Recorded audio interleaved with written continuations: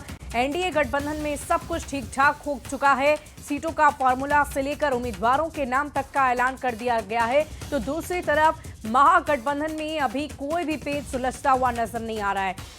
स्थिति तो ये हो गई है कि लगभग 8 सीटें ऐसी हैं जिस पर अपने ही गुट के अलग अलग दलों ने अपने अपने प्रत्याशियों को उतार दिया है और जाहिर तौर पर ऐसे में कार्यकर्ताओं में भी खास तौर पर नाराजगी देखी जा रही है।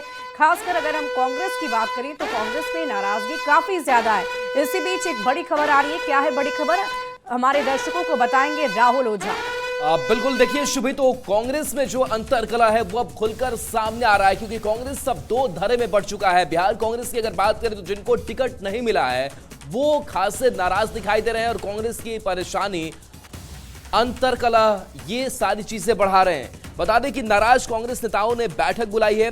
कांग्रेस के एक गुट ने पटना में बैठक बुलाई है। आज दोपहर में बैठक बुलाई गई है। पटना के एक बड़े होटल में बैठक बुलाई गई है और इस बैठक में क्या होगा तो पूर्व विधायक, जिलाध्यक्ष, पूर्व प्रत्याशी और कई नेता शामिल होंगे। टिकट बंटवारे के फैसले के बाद से नाराजगी जो सूत्र जानकारी दे रहे हैं, प्रदेश अध्यक्ष राजेश राम और प्रभारी कृष्णा अल्लावरू का रवैया उनके लिए ठीक नहीं है और कह रहे हैं कि इससे उनकी नाराजगी बढ़ी हुई है।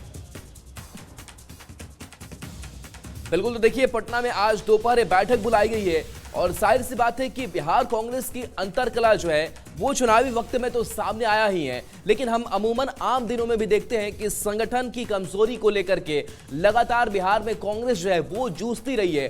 कई बार प्रदेश अध्यक्ष को लेकर के सवाल खड़े हो जाते हैं, कई बार जो बिहार के कुछ बड़े नेता हैं उनको लेकर सवाल खड़े हो जाते हैं और असंतोष जो है वो बढ़ता जा रहा है। तो देखिए टिकट बंटवारे के फैसले से नाराजगी है और एक बड़े होटल में इस बैठक को बुलाया गया है। देखने वाली बात होगी कि इस बैठक में क्या कुछ महत्वपूर्ण निर्णय लिए जा सकते हैं, क्या कोई अदला बदली भी हो सकती है, क्या फिर से कोई बड़ा औपचारिक तौर पर ऐलान भी किया जा सकता है। तो देखिए इस पूरी खबर के अधिक जानकारी के साथ संवाददाता संजय हमारे साथ फोन लाइन पर है। संजय, क्या जानकारी है इस बैठक को लेकर आपके पास? देखिए बिल्कुल, पटना के बड़े होटल में जो कांग्रेस का संतोष खेमा है उसने बैठक बुलाई है और इसमें पूर्व प्रत्याशी, जो मौजूदा अध्यक्ष है, जिला अध्यक्ष और पार्टी के कई बड़े नेता इस बैठक में शिरकत करेंगे। और कांग्रेस के नेता जो आनंद माधव हैं वो उसकी अगुवाई कर रहे हैं। उन्होंने बाकायदा इन्विटेशन लेटर भेजा है सभी लोगों को और सभी लोग पटना के बड़े होटल में, और उनसे बात हुई है न्यूज लेटर की। उन्होंने साफ तौर पर कहा कि केवल टिकट वितरण को लेकर असंतोष नहीं है, पूरे सिस्टम को लेकर कांग्रेसियों में नाराजगी है और इसी को लेकर ये बैठक बुलाई है। देखना होगा बैठक में क्या कुछ निकलकर बात सामने आती है, लेकिन जिस तरीके से मौजूदा राजनीतिक परिदृश्य उभर कर सामने आया उसमें साफ तौर पर ये स्पष्ट झलक रहा है कि महागठबंधन के अंदर कुछ भी ठीक नहीं है। कई ऐसी सीटें हैं जहां फ्रेंडली फाइट की जो स्थिति है वो बन गई है। सीपीआई ने जो सामने आई है, चलिए आएंगे आपके पास एक और बड़ी खबर सामने आ रही है महागठबंधन से जुड़ी हुई, और ये खबर जो है लगातार एक ही तरीके से बनी हुई, यानी कि महागठबंधन का कंफ्यूजन लगातार बना हुआ है। पहले चरण का नामांकन खत्म हो गया है, दूसरे चरण के नामांकन की अगर बात करें तो अंतिम दौर चल रहा है, लेकिन सीटों की संख्या का खुलासा अब तक महागठबंधन की तरफ से नहीं किया गया है और बिना फॉर्मूले के महागठबंधन के प्रत्याशी मैदान में उतारे जा रहे हैं। आरजेडी कांग्रेस के बीच सीटों की स्थिति स्पष्ट नहीं हो पाई है। वाकई महागठबंधन में कंफ्यूजन है और इस कंफ्यूजन का क्या समाधान निकलेगा और कब तक निकलेगा, इसकी जानकारी हम अपने संवाददाता संजय से लेते हैं। संजय, बताइए कि ये कंफ्यूजन दूर नहीं हो रहा है। जाहिर तौर पर एनडीए में जहां सब कुछ ठीक है, वहीं दूसरी तरफ महागठबंधन में उलझन लगातार बरकरार है और ये उलझन सुलझती हुई कब तक नजर आएगी? देखिए, फर्स्ट फेज के नामांकन की प्रक्रिया पूरी हो चुकी है और जो तस्वीर सामने आई है उसमें साफ तौर पर यह स्पष्ट तौर पर झलक रहा है कि महागठबंधन के अंदर कुछ भी ठीक नहीं है। सीपीआई ने जो अपने उम्मीदवारों की सूची जारी की है उसमें 3 ऐसी सीटें हैं जिसमें उनके सीधे तौर पर कांग्रेस से मुकाबला है। राजा पाकर, जहां प्रतिमा दास कांग्रेस की कैंडिडेट हैं, रोसड़ा जहां बीएस रवि हैं, और पछवाड़ा जहां गरीबदास चुनाव लड़ रहे हैं, वहां पर सीपीआई ने अपना उम्मीदवार खड़ा कर दिया है।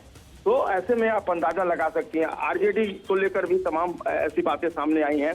कहा तो ये जा रहा है कि जो कुटुंबा कांग्रेस प्रदेश अध्यक्ष राजेश राम का विधानसभा क्षेत्र है, वहां से आरजेडी अपना प्रत्याशी उतारने का फैसला कर चुकी है। वाकई संजय, अलग अलग राजनीतिक दलों की तरफ से अपने अपने उम्मीदवारों के नामों का ऐलान किया जा रहा है और इसी बीच अगर हम बात करें एनडीए घटक दल की तो मजबूती काफी ज्यादा है और इधर महागठबंधन में सब कुछ अस्त व्यस्त फिलहाल नजर आ रहा है। इसी बीच एक और बड़ी खबर अपने दर्शकों को बताएंगे। दरभंगा के आलमनगर से बड़ी खबर आ रही है, इस वक्त की बड़ी जानकारी अपने दर्शकों को दे दें। आलमनगर में अजीबोगरीब स्थिति बनी हुई है। क्या स्थिति बनी हुई है जानिए। एक ही उम्मीदवार का 2 सिंबल से नामांकन हो गया है। क्या स्थिति है? एक ही उम्मीदवार का 2 सिंबल से वहां पर उसकी स्थिति बनी हुई है। ऐसी आलमनगर सीट की हम बात कर रहे थे जहां पर अजीबोगरीब स्थिति, एक ही उम्मीदवार का 2 सिंबल से नामांकन। महागठबंधन में सीट बंटवारे का कैसा हाल है वो हम आपको बता रहे हैं। राजद और वीआईपी दोनों से एक ही उम्मीदवार ने नामांकन कर दिया है और आपको बता दें कि दोनों पार्टियों ने नवीन निषाद को अपना अपना सिंबल दे दिया है। तो ऐसा कैसे हो रहा है, इसके लिए हम जानेंगे न्यूज़ 18 संवाददाता से। संजय हमारे साथ लगातार बने हुए हैं। संजय, ये क्या स्थिति बनी हुई है? ये 2 पार्टियां हैं घटक दल में भी और दोनों ही पार्टी ने एक ही व्यक्ति को सिंबल दे दिया है, ऐसा कैसे हो रहा है? सीट बंटवारे को लेकर जो पार्टियों के बीच कोऑर्डिनेशन की कमी है, इसका किस तरीके से खामियाजा भुगतना पड़ रहा है इन पार्टियों को। एक ही कैंडिडेट नवीन निषाद, उन्होंने अलीनगर सीट से आरजेडी से भी नॉमिनेशन कर दिया और उसके बाद वीआईपी का भी उन्होंने सिंबल ले लिया और एक ही दिन दोनों पार्टियों से उन्होंने नामांकन कर दिया। न्यूज़ 18 की बातचीत हुई है, जो प्रत्याशी हैं आरजेडी और फिलहाल वीआईपी दोनों के प्रत्याशी हैं नवीन निषाद, उनसे जब ये पूछा गया कि उन्होंने दोनों पार्टियों से कैसे सिंबल ले लिया और कैसे नामांकन कर दिया, तो कोई स्पष्ट जवाब नहीं दे पाए। उन्होंने साफ तौर पे कहा कि अब वो एक पार्टी से अपना नामांकन वापस ले लेंगे। लेकिन देखिए कैसी अजीबोगरीब स्थिति और कैसी अजीबोगरीब राजनीति महागठबंधन के अंदर चल रही है। शायद ये पहला मौका है जब एक ही कैंडिडेट ने एक ही विधानसभा क्षेत्र से 2 अलग अलग पार्टियों का सिंबल लेकर वाकई संजय, क्या ऐसी स्थिति हो सकती है? क्या एक ही उम्मीदवार 2 अलग अलग पार्टियों के सिंबल पर चुनावी रणभूमि में उतर सकता है क्या, या उसे हर हाल में एक सिंबल वापस करना होगा एक पार्टी की तरफ से जो दिया गया है, यह अनिवार्य है? जी बिल्कुल, नवीन निषाद ने न्यूज़ 18 को बताया है कि वो वीआईपी के नेता रहे हैं, वीआईपी के कार्यकर्ता रहे हैं, तो ऐसे में वो आरजेडी का जो सिंबल है वो वापस कर देंगे और आरजेडी से विड्रॉ कर लेंगे। लेकिन चलिए, बहुत बहुत शुक्रिया संजय हमारे साथ जुड़ने के लिए। नजर बनाए रखें इस पूरी खबर पर आप और बढ़ते हैं आगे। महागठबंधन में अब भी कई सीटों पर पेच फंसा हुआ है। 2 सहयोगी दल ने अपने अपने उम्मीदवार उतार दिए हैं। कहां कहां फ्रेंडली फाइट वाली स्थिति बन रही है, आइए आपको सबसे पहले बताते हैं। और देखिए, सबसे पहले हम बछवाड़ा की बात करेंगे जहां कांग्रेस ने अपने प्रत्याशी शिव प्रकाश गरीब दास को उतारा। तो इधर अगर हम बात करें सीपीआई माले यानी कि अवधेश राय को वहां से उम्मीदवार बनाया। और देखिए, ये दोनों ही पार्टी एक ही गठबंधन में है, तो ये फ्रेंडली फाइट की स्थिति बन रही है। बढ़ते आगे, वैशाली में आरजेडी ने अजय कुशवाहा को उतार दिया और इधर कांग्रेस की बात करें तो संजीव कुमार को उतारा गया है। तो आप इस फ्रेंडली फाइट की स्थिति भी देख रहे होंगे। लालगंज की हम आपको जानकारी देते हैं। यहां पर राष्ट्रीय जनता दल की तरफ से शिवानी शुक्ला बनाई गई है उम्मीदवार और इधर कांग्रेस की तरफ से आदित्य कुमार राजा उम्मीदवार बनाए गए हैं। और इसके अलावा